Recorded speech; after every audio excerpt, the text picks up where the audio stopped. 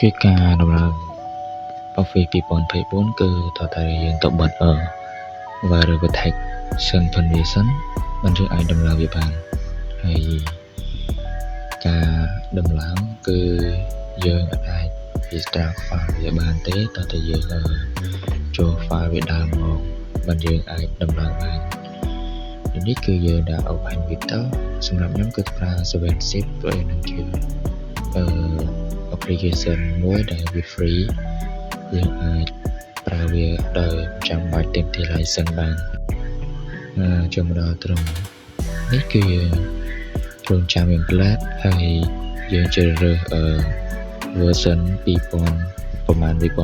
តាមដែលយើងចង់បានហើយនឹង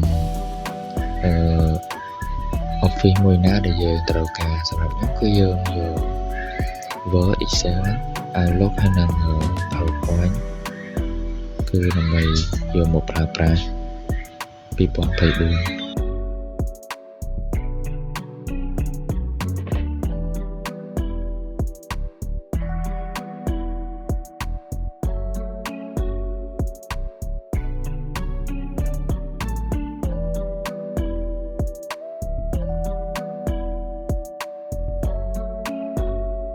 នៅនេះគឺយើងចូលទៅ2024 កន្លងហើយយើង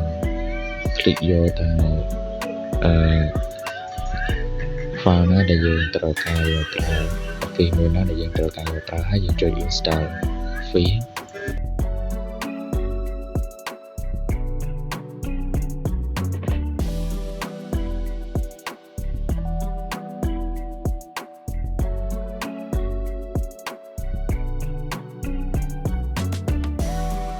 មកដល់ត្រឹមនេះគឺយើងរងចាំវាតតែពេញបានយើងអាច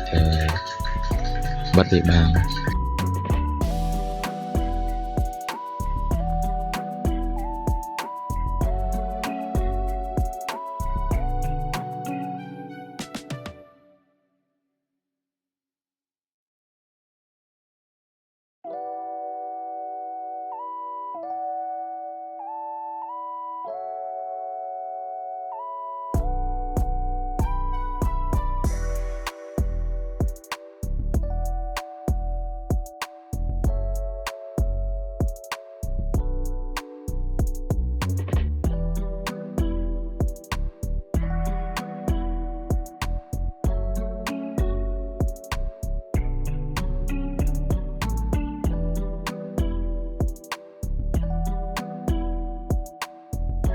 មកដល់ត្រង់កន្លែងនេះគឺវាបានពេញហើយយើងចូលទៅ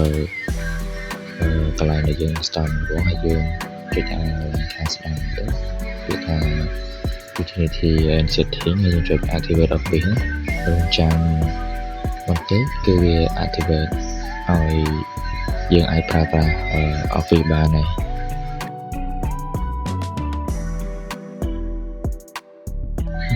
បាទនៅពេលនេះគឺវាបាន full ហើយឥឡូវយើងសាកតេស្តចូលទៅក្នុង app មើល app ដូចជា Word Excel ឬក៏ app ផ្សេងថាវា full license ឬក៏អត់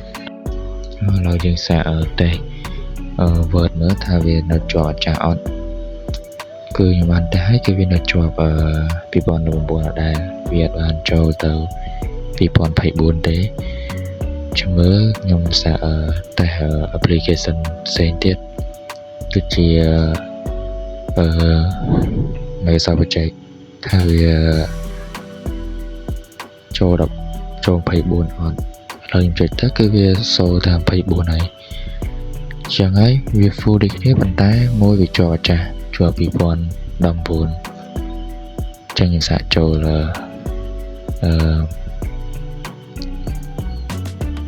ចូល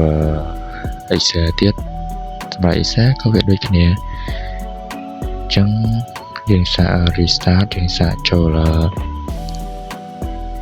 Word ម្ដងទៀតណាតែប៉ុន្តែគឺសញ្ញា